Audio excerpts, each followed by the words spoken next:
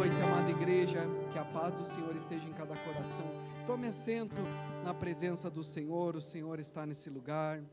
Convido a amada igreja a abrir a Bíblia comigo em Mateus capítulo 5, versículo 13. Mateus capítulo 5, versículo 13. Aleluia. Abra comigo a palavra do Senhor. Hoje Deus vai falar conosco. O Senhor já falou através dos louvores, o Senhor já falou através do testemunho, e creio que o Senhor vai falar através da sua palavra. Aleluia, amém, irmãos? Glória a Deus. Hoje é culto de Santa Ceia, nós vamos servir a ceia hoje, né, irmãos? Tudo certo? Amém, glória a Deus. Então diz assim a palavra do Senhor, Mateus capítulo 5, versículo 13, diz o texto sagrado: Vós sois o sal da terra. Ora, se o sal vier a ser insípido, como lhe restaurar o sabor? Para nada mais presta, senão para ser lançado fora, ser pisado pelos homens. Vós sois a luz do mundo. Não se pode esconder a cidade edificada sobre um monte, nem se acende uma candeia para colocá-la debaixo do alqueire, mas no velador, e ilumina a todos os que se encontram na casa. Assim brilhe também a vossa luz diante dos homens, para que vejam as vossas boas obras e glorifiquem o vosso Pai que está nos céus. Amém? Até aí, irmãos. Eu achei muito interessante porque a pastora chegou do encontro e ela recitou esse mesmo texto da palavra do Senhor.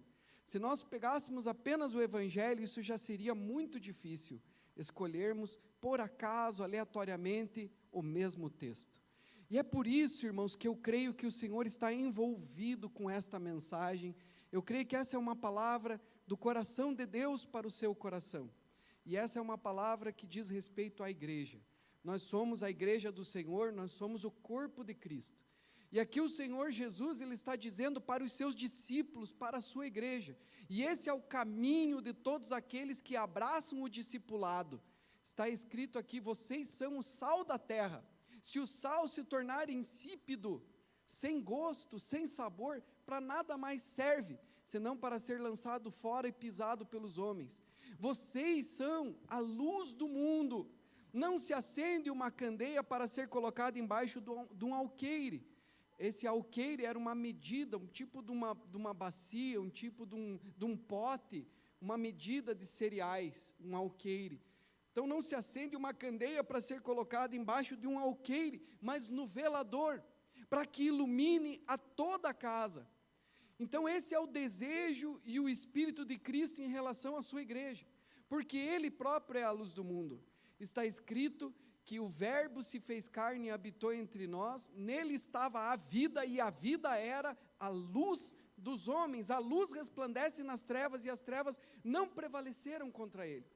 Também ele diz em João capítulo 8, versículo 12, Eu sou a luz do mundo, quem me segue não andará em trevas, pelo contrário, terá a luz da vida. Mas agora ele está comissionando a sua igreja, dizendo para mim, dizendo para você, e esta é a nossa responsabilidade, vocês são a luz do mundo. Não se pode esconder uma cidade edificada sobre um monte. Não tem como, irmãos, uma cidade quando ela é construída sobre uma montanha, de longe você a enxerga, não tem como escondê-la, e assim deve ser o povo de Deus nos nossos dias. Nós precisamos ter coragem de nos manifestarmos, e manifestarmos a nossa fé, e proclamarmos o Evangelho. Existe algo pernicioso nos nossos dias que diz assim, pregue o Evangelho com as tuas atitudes, e se for necessário, pregue com palavras. Mas isso é uma falácia, isso está errado, isso não está em conformidade com o Evangelho de nosso Senhor Jesus Cristo, porque a própria palavra Evangelho significa boas novas, boa notícia, notícia de salvação, que Jesus morreu pelos nossos pecados, como diz a Escritura, e ao terceiro dia Ele ressuscitou dos mortos para a nossa salvação, como diz a Escritura. Então esse é o querigma, é a proclamação do Evangelho que mostra a cruz e que chama homens e mulheres à conversão, ao arrependimento, e é necessário que os crentes preguem a palavra, que os crentes testemunhem da palavra, que a igreja, os filhos e filhas espirituais deem testemunho dessa palavra, ainda mais nestes dias, irmãos, que nós estamos vivendo. Em João capítulo 3, versículo 16, nós temos o texto áureo dos crentes. É talvez a maior revelação e é um texto que todos os crentes sabem de cor, que diz assim: Deus amou o mundo de tal maneira que deu o seu Filho unigênito. Então, quando você olha esse texto, você vê o coração do Pai, a intenção do coração do Pai, a paixão do coração do Pai, porque o texto diz que Ele amou o mundo de tal maneira que deu o seu Filho unigênito, para que todo aquele que nele crê não pereça, mas tenha a vida eterna. E Ele não veio para condenar o mundo, mas Ele veio para que o mundo fosse salvo por Ele. E a condenação é esta, que a luz veio ao mundo, irmãos. Então essa é a missão do Filho de Deus, a missão de Jesus. Ele é a luz do mundo, e Ele veio ao mundo, mas diz a palavra que os homens amaram mais as trevas do que a luz, porque as suas obras eram más. Mas todo aquele que ama a luz, ele se aproxima da luz, ele quer saber da luz, ele quer conhecer a luz, ele quer ver claramente se realmente é daquela maneira, se as suas obras são realmente feitas em Deus. Por isso diz a palavra que ela é como uma poderosa espada de 2 gumes que penetra até a divisão das juntas e medulas, e é apta para discernir os pensamentos e as intenções do coração. A palavra de Deus é assim. E ela é apta não para você discernir o teu irmão, não para você discernir o mundo, mas é apta para você discernir a si próprio. Será que as minhas intenções são verdadeiras? Será que eu estou na verdade? Será que eu estou crendo no Evangelho mesmo? Fala-me, Senhor, a Tua palavra, para que eu seja iluminado e para que eu discirna o meu próprio coração. E nesta noite, a espada, a palavra de Deus, ela está cortando e dividindo pensamentos e intenções do nosso coração, para ver se aquilo que nós estamos fazendo está sendo feito em Deus. Mas da mesma maneira, Jesus comissionou a sua igreja: vocês são o sal da terra, vocês são a luz do mundo, vocês precisam iluminar, vocês não podem ficar escondidos, recuados, pelo contrário, vocês têm que continuar a minha obra. Não é porque está acontecendo o que está acontecendo no mundo, que tem uma pandemia, que agora nós vamos nos recolher em casa, vamos nos colocar embaixo de um alqueire, vamos ficar lá paralisados, até que tudo passe, para então voltarmos a fazer e falar e proclamar o Evangelho e fazer a obra do corpo de Cristo. Não, não, irmãos, a obra do Senhor Jesus não pode parar. Tanto mais agora que nós vemos esses sinais e que nós percebemos que o dia se aproxima. Por isso a igreja e a ceia nos chama a essa visão e a essa mentalidade de nós realmente nos identificarmos com a missão de Jesus na cruz do Calvário, porque Ele nos amou e a paixão de Cristo é essa. Ele deu a vida pelas almas, e então Ele nos comissiona como igreja. Se nós somos o seu corpo, nós também temos que ter essa mesma paixão por almas, e esse é o Evangelho. E a palavra do Senhor nos revela, irmãos, que nós somos um corpo sacerdotal. Diga para o irmão aí do lado: você é um sacerdote de Deus. Diga para ele: porque todos os que são da igreja são um corpo sacerdotal. Sabe o que significa, irmãos? Hoje não existem mais clérigos e membros de banco. Na verdade, isso nunca existiu, isso foi um erro. Porque todos nós somos sacerdotes do Senhor. A igreja, o corpo de Cristo, é um povo sacerdotal. Então todos têm que empregar como corpo de Cristo. O que é um corpo, irmãos? São membros que têm utilidade, que são operacionais, que são vivos, que são funcionais. Tudo no corpo é funcional, tudo no corpo presta um serviço, tudo no corpo serve a um propósito, tudo no corpo tem uma justa cooperação de cada parte, de cada membro, para o aumento de si mesmo em amor, diz a palavra do Senhor em Efésios capítulo 4. Então, todo o corpo prega, todo o corpo de Cristo tem um coração pastoral, porque mais de 50 vezes na Bíblia Sagrada a palavra do Senhor diz uns aos outros: orai uns pelos outros, amai-vos uns aos outros, levai as cargas uns dos outros, cuidem uns dos outros. Prestem atenção não somente no que é seu, mas também no que é do outro. Ore pelo teu irmão, levai as cargas uns dos outros. Então toda a igreja, irmãos, e o Senhor está nos despertando nessa ceia, para o amor, porque assim como Ele é, se Ele é luz, nós precisamos ser luz também, e assim como Ele é, diz a palavra, sejamos nós neste mundo. Deus é amor, então nós precisamos ter essa manifestação de amor. E se nós verdadeiramente amamos, nós compreendemos que as pessoas precisam da verdade, as pessoas precisam do Evangelho. Então nós vamos manifestar sim o Evangelho com o nosso testemunho de vida, sendo como Cristo foi na atividade das nossas vidas, no nosso testemunho, mas também no querigma, que é a proclamação do Evangelho. E quando você proclama o Evangelho, a pessoa pode olhar e dizer, não é que é verdade, ele testemunhou. E o que é o testemunho, irmãos? É isso que nós ouvimos aqui. A minha vida estava dessa maneira antes de eu conhecer Jesus, aí foi desse jeito que eu conhecia Jesus, e agora a minha vida está desse modo, porque é o que o Senhor Jesus fez e está fazendo na sua vida e através de você. Esse é o testemunho que nós devemos dar, para que possamos alcançar outras pessoas e falar da sua grandeza.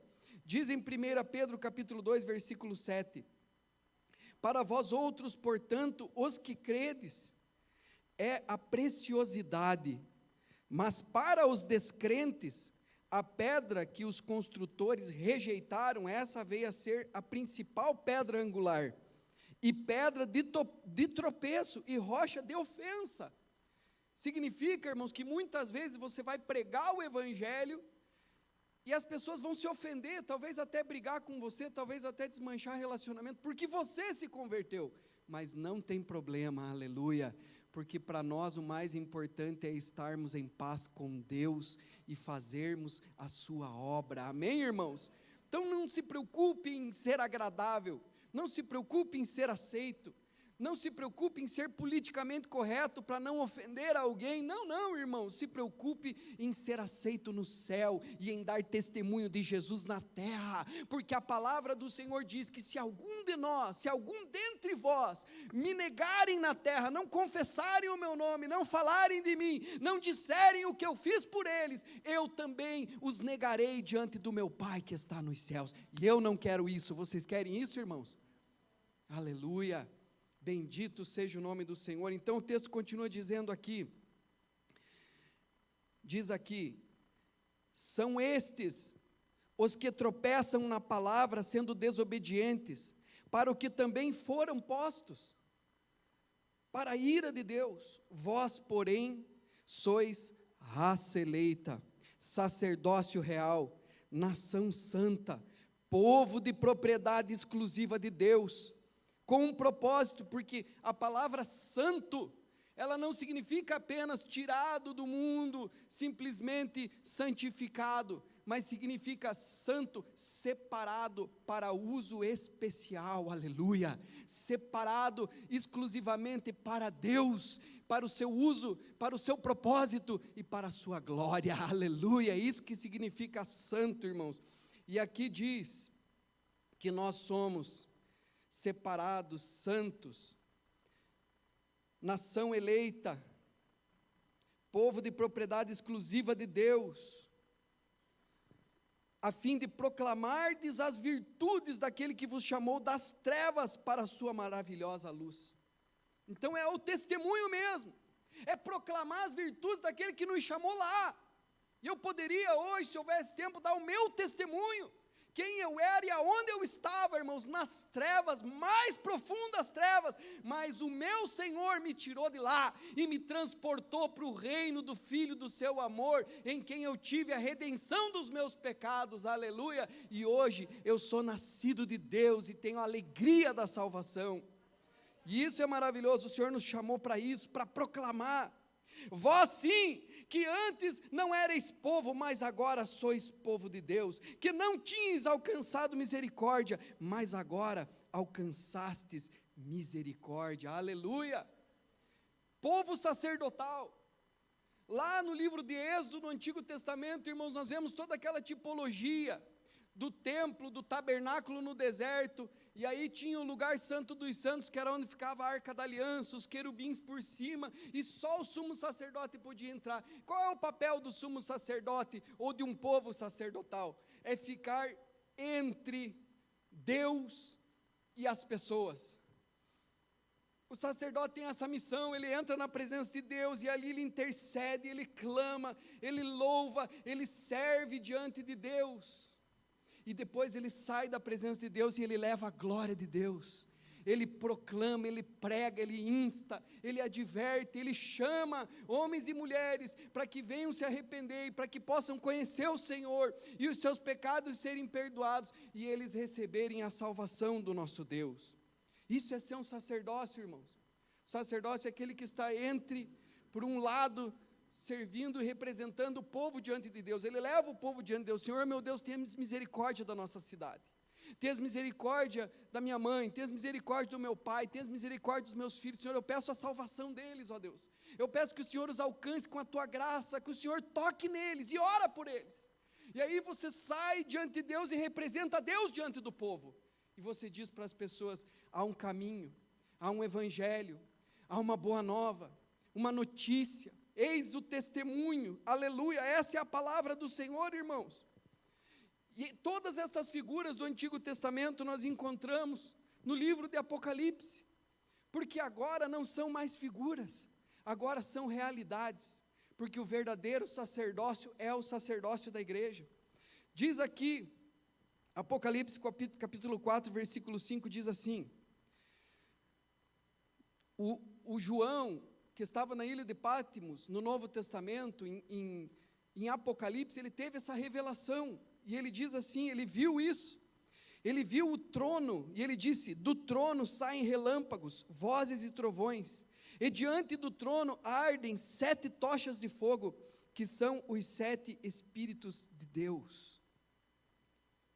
Nessa passagem, nesse capítulo 4, ele também vê os 4 seres viventes, um com cara de leão, outro com cara de boi, outro com cara de homem, e outro com rosto de águia. E diz no capítulo seguinte, capítulo 5, versículos 5 e 6, diz assim, todavia um dos anciãos me disse, porque João chorava muito, porque havia o livro da vida e não se achava ninguém digno de abrir aquele livro, e então ele chorava. Mas um dos anciãos disse a ele, não chores, eis que o leão da tribo de Judá, a raiz de Davi, venceu para abrir o livro e os seus 7 selos, aleluia.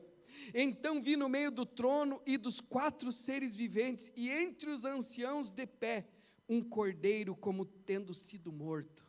Ele venceu, irmãos, o cordeiro de Deus que tira o pecado do mundo, aleluia.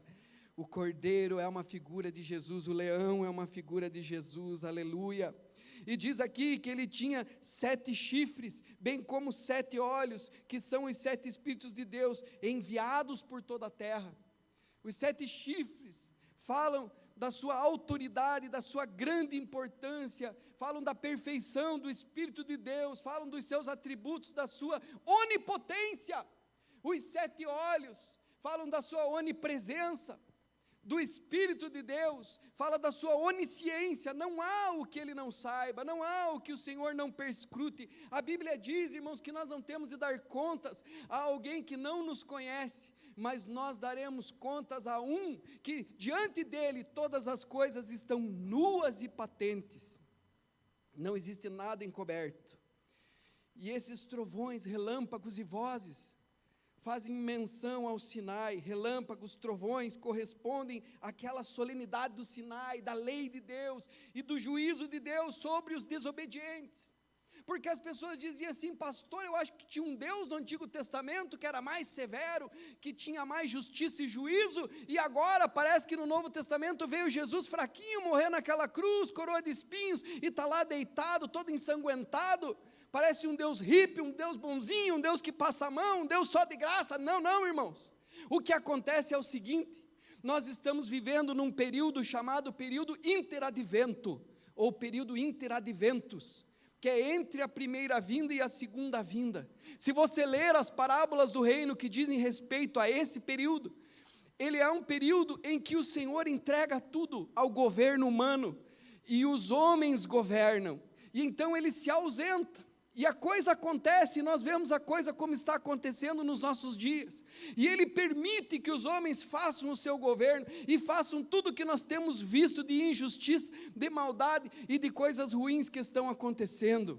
Consequências também na natureza, na terra e etc. Mas ele volta pedir contas. Esse senhor que entregou a sua fazenda, que entregou os seus bens aos seus conservos, ele volta e pede contas de tudo aquilo.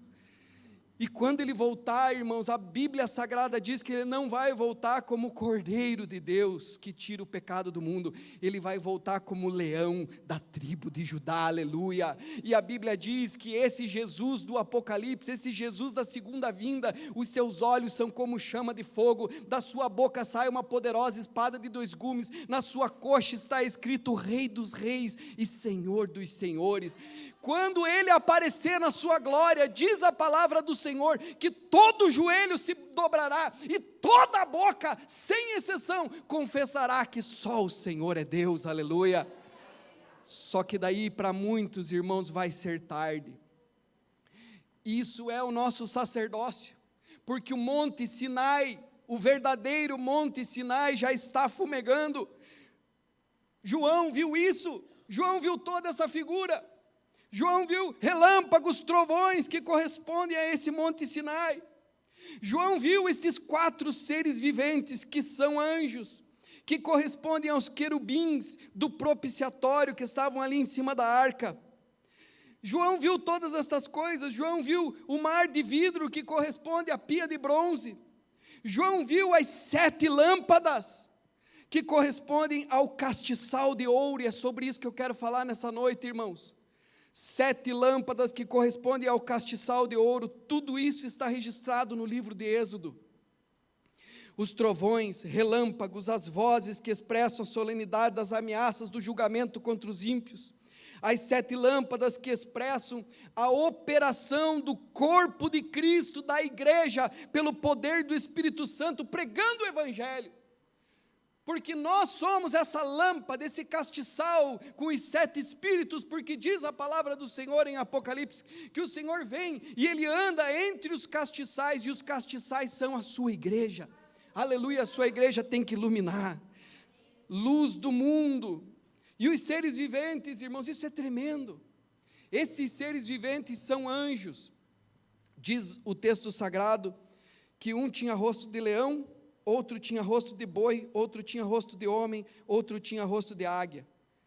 E em Ezequiel, capítulo 1, versículo 1 a 14, lá no Antigo Testamento, Ezequiel já teve essa revelação dos 4 seres viventes, a mesma revelação desses seres viventes, com estes rostos aqui. Também em Ezequiel, capítulo 10, versículo 20 e 22, está escrito. E Ezequiel diz que eram querubins, e ele diz que tinham 6 asas. Isaías também viu serafins, Isaías chama de serafins, e diz que tinham 6 asas também. E em Apocalipse, João fala sobre os 4 seres viventes, e ele diz, tinham 6 asas.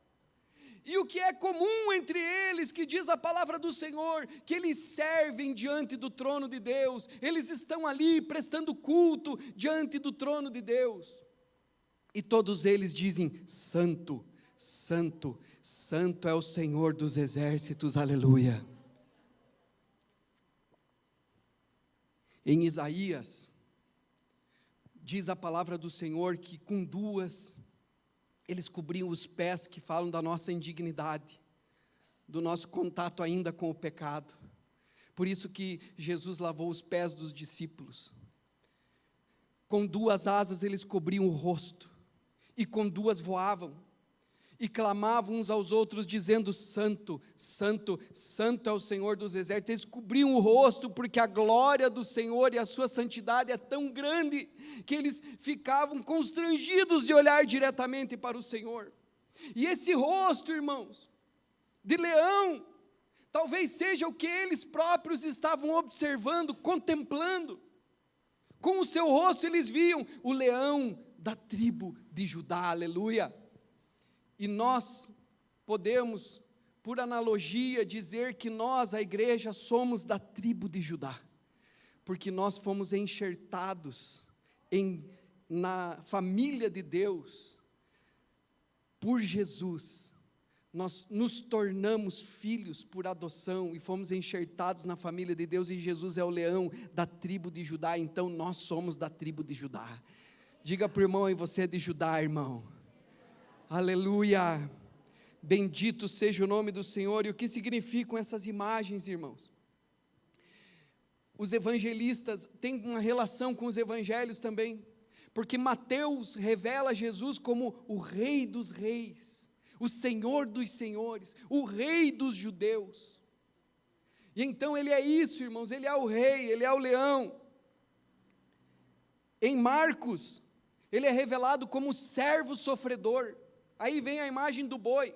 Quando nós olhamos para Jesus e um dos seres viventes tem rosto de boi, nós temos que imaginar, irmãos, que nós estamos aqui não para fazer a nossa vontade, mas para fazer a vontade do Senhor, porque Jesus não veio para ser servido, mas veio para servir e dar a sua vida em resgate de muitos.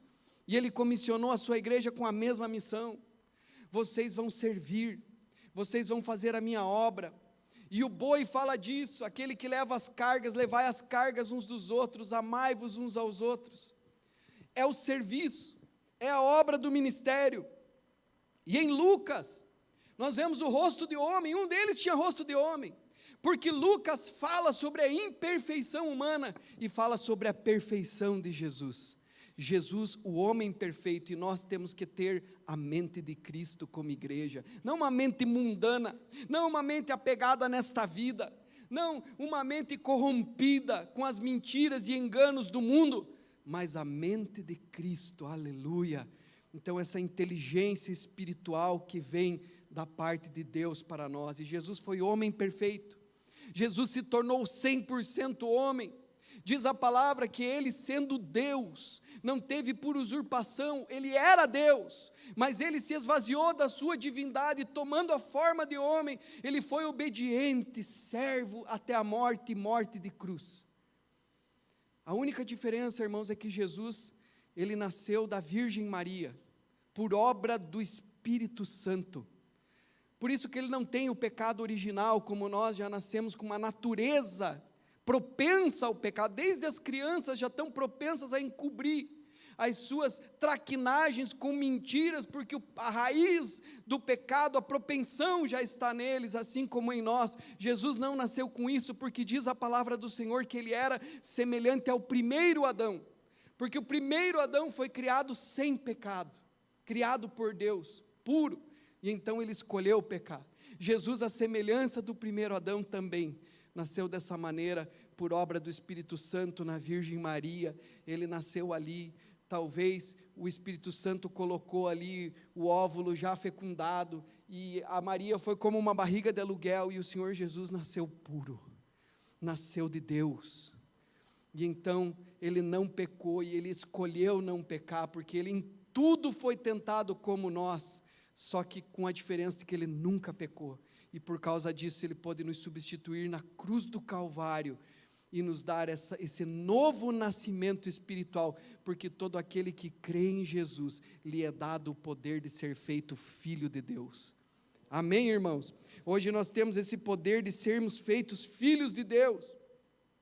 E o outro animal é a águia, que é do Evangelho de João, porque o Evangelho de João fala justamente desse verbo que se fez carne, dessa águia, que é das alturas e que vem do céu e que voltará para o céu. Jesus Cristo voltará, aleluia! Ele voltará a arrebatar a sua igreja, e nós estamos nos aproximando, irmãos, desses dias. Nós estamos nesse período interadventos, mas nós somos os sacerdotes. A identificação da ceia é esta, porque a ceia não é só comer pão e beber suco de uva, irmãos. É eu realmente entender que eu tenho uma aliança, que eu sou o corpo de Cristo na terra, e que existe uma incumbência de confiança sobre a minha vida, assim como a vida também é uma atribuição temporária. Por um pouco estamos aqui, bem, tudo bem, podemos fazer o que nos dá na telha, mas daqui um pouco nós seremos chamados e estaremos diante do tribunal para prestarmos contas daquilo que tivermos feito por meio do corpo. Aleluia! Pela situação do mundo,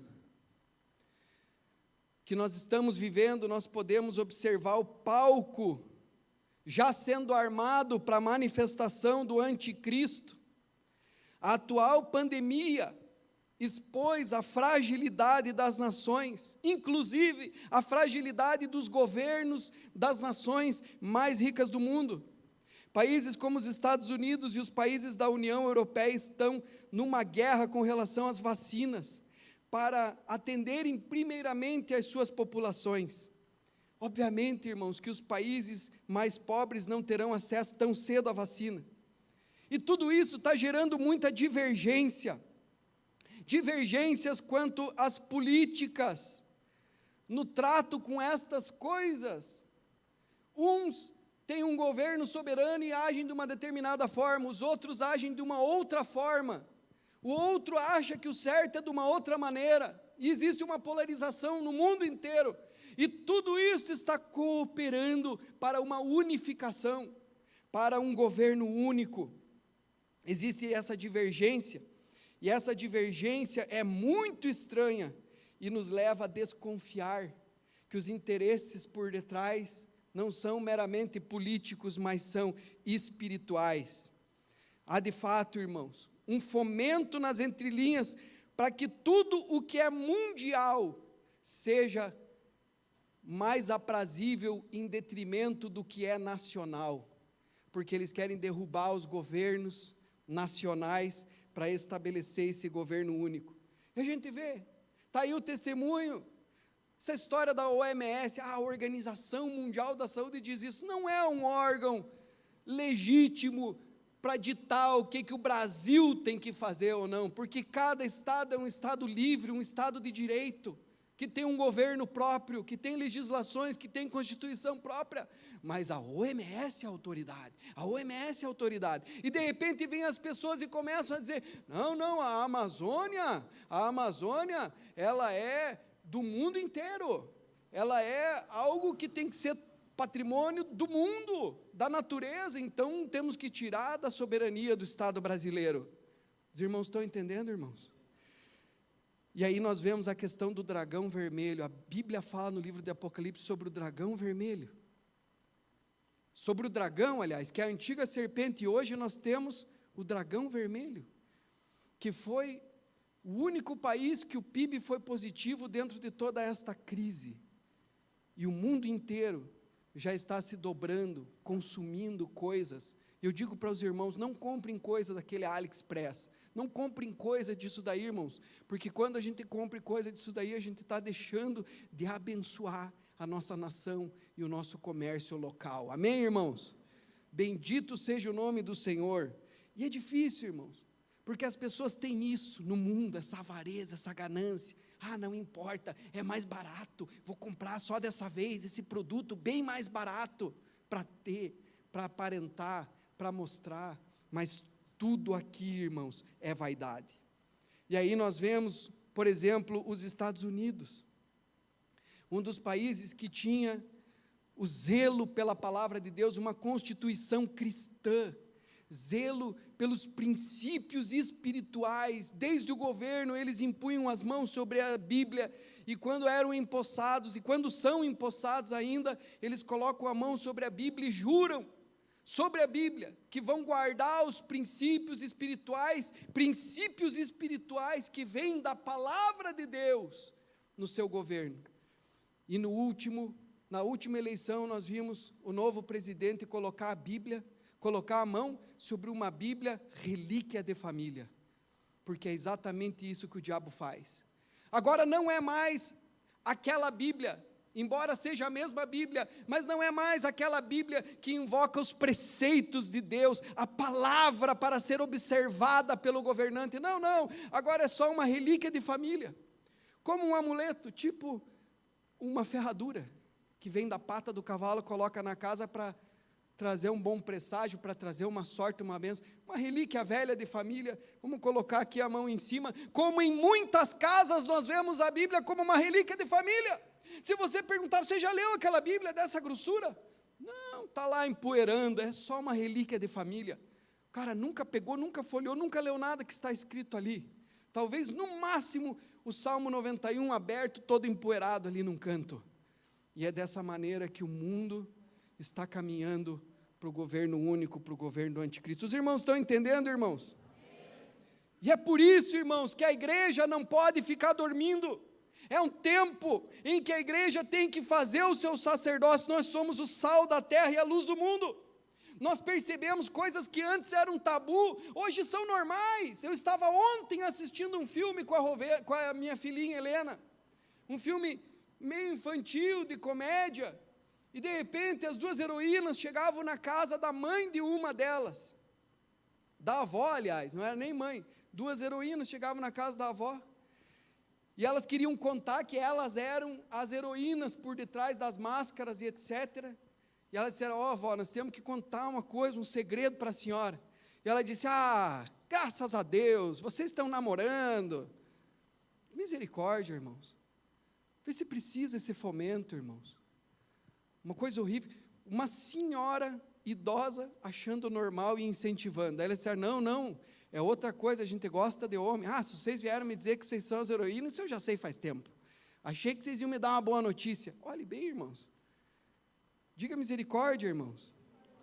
Nesse tempo final, irmãos, a Bíblia diz que a iniquidade se multiplicaria.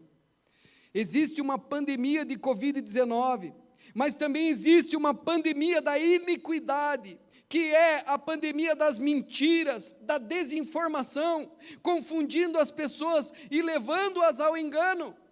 Lamentavelmente, muitos que se dizem cristãos também serão enganados, porque a Bíblia diz que até os escolhidos, alguns deles seriam enganados. Por conseguinte, irmãos, a única esperança é a igreja. Por essa razão que o Senhor fala nesta noite fortemente conosco, que nós temos que ser o sal da terra e a luz do mundo. E eu quero falar aqui sobre a nossa missão nesse tempo, para que nós não venhamos nos distrair, irmãos. Porque a nossa missão é essa, é pregar o evangelho. Não é resolver os problemas do mundo, não é reformar o mundo. Nós, como igreja, corpo espiritual de Cristo, temos que edificar a família, porque o Senhor está voltando. Então é tempo de a igreja adornar a noiva, chamar a noiva. A Bíblia diz que Cristo, como noivo, Ele purifica a sua igreja para apresentá-la limpa, purificada, santificada, imaculada para si mesmo na glória. E o corpo de Cristo faz isso. O corpo de Cristo edifica-se a si mesmo. O corpo de Cristo é sacerdotal. Ele tira as pessoas do mundo, ele purifica, limpa, santifica, porque a noiva precisa ser preparada. E dentre estas noivas, 10 noivas, as 10 saíram ao encontro do noivo. Porém, irmãos, 5 delas saíram com pouco azeite, com pouco óleo. O óleo é o Espírito Santo do Senhor. E a chama apagou. Agora não dá, tem que ficar em casa. O mundo está pregando isolamento social. E a chama apagou, irmãos, porque não tinha azeite de reserva. A Bíblia diz que estas 5 eram loucas, que deixaram a chama apagar. E você sabe o que a chama simboliza? A chama simboliza o evangelismo. Vocês são o sal da terra e a luz do mundo. Então, se você não está tentando ganhar pessoas para Jesus, tentando fazer a obra, tentando iluminar com a verdade a mente das pessoas, pode ser que a tua chama já esteja apagada. Pode ser que você seja uma noiva com a chama apagada. Essa é a missão da igreja, irmãos, tem que estar com a chama acesa, com a luz acesa. Quando o Senhor voltar, diz a Bíblia, que Ele nos encontre fazendo assim. Aleluia! Bendito seja o nome do Senhor. A única esperança é a igreja. Sabe por quê, irmãos? O mundo está cheio de mentira, cheio de desinformação, cheio de fake news. A única esperança é a igreja.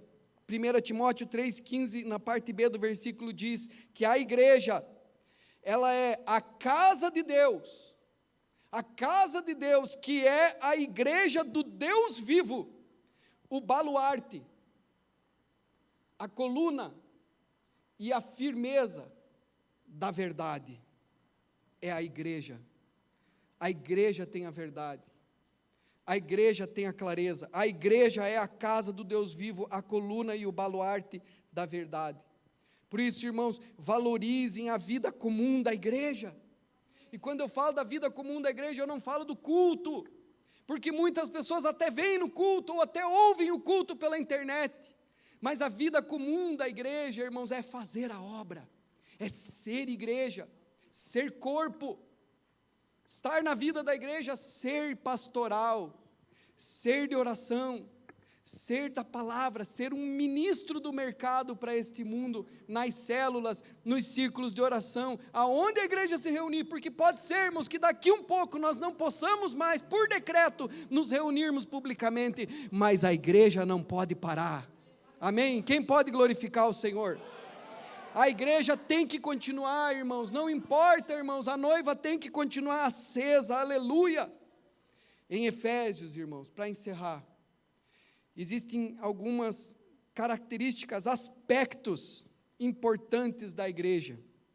Primeiro, a igreja é o corpo de Cristo, no livro de Efésios, e aí diz, todo o corpo bem ajustado e ligado pelo auxílio de todas as juntas, segundo a justa cooperação de cada parte. Vire para o irmão e diga assim, segundo a tua cooperação, irmão, você, igreja, diz a palavra, faz o aumento de si mesmo em amor. A segunda revelação aqui, característica da igreja, especialmente para essa última hora, esse último tempo que nós estamos vivendo, é noiva. Nós somos a noiva do Cordeiro, amém, irmãos? E a noiva precisa estar preparada, adornada, porque nós estamos nesse período interadventos. E a terceira, exército. É uma qualificação, uma característica, um exército. Efésios capítulo 6, revestivos de toda a armadura de Deus, para que possais estar firmes contra as astutas ciladas do diabo, o capacete da salvação, a espada do Espírito, aleluia, o escudo da fé, o cinturão da verdade, calçados os pés na preparação do evangelho da paz, e com a couraça da justiça, aleluia. Por isso, irmãos, que nós estamos falando tanto para a igreja a respeito de inteligência emocional, de domínio próprio, de sabedoria, porque o Senhor nosso Deus não nos deu espírito de medo, de covardia, mas Ele tem nos dado espírito de poder, de amor e de equilíbrio, para nós vivermos e cumprirmos o nosso papel aqui, nesses últimos dias. Vamos seguir, irmãos, a paixão de Cristo. O Senhor me deu uma palavra que eu quero deixar com a igreja, compartilhar. Nós já vamos ministrar a ceia, que está em Zacarias, capítulo 12, versículo 6, que fala sobre os líderes de Judá. Aqui nós temos líderes de célula, temos irmãos membros, e a palavra do Senhor diz que Deus não chamou ninguém para ser cauda, mas Deus nos chamou para nós sermos cabeça. Nós é que temos que influenciar o mundo que está aí, irmãos. Nós, o Senhor nos chamou para nós sermos cabeça, corpo de Cristo. E diz assim o texto: naquele dia, porei os chefes de Judá como um braseiro ardente debaixo da lenha, e como uma tocha entre a palha. Eles devorarão à direita e à esquerda, e todos os povos em redor, e Jerusalém será habitada outra vez no seu próprio lugar, em Jerusalém mesma. Amém? O Senhor quer que você seja um tição, uma tocha acesa, uma brasa tirada do fogo, porque brasa tem origem, a origem é no fogo, e o fogo representa Deus, que é fogo consumidor. E na presença de Deus, irmãos, nós olhamos para Deus e vemos a glória do Senhor, e assim nós refletimos, esse rosto corajoso do leão da tribo de Judá, esse servo sofredor, que é o Senhor Jesus, o boi.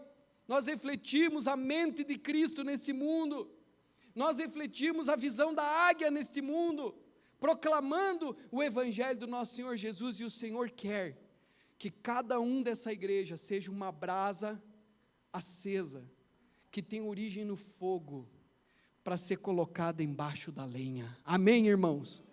O Senhor conta conosco, tem muita lenha para queimar nessa cidade, amém? Amém? Glória a Deus, o Senhor conta conosco, irmãos. Vamos nos pôr em pé, amada igreja.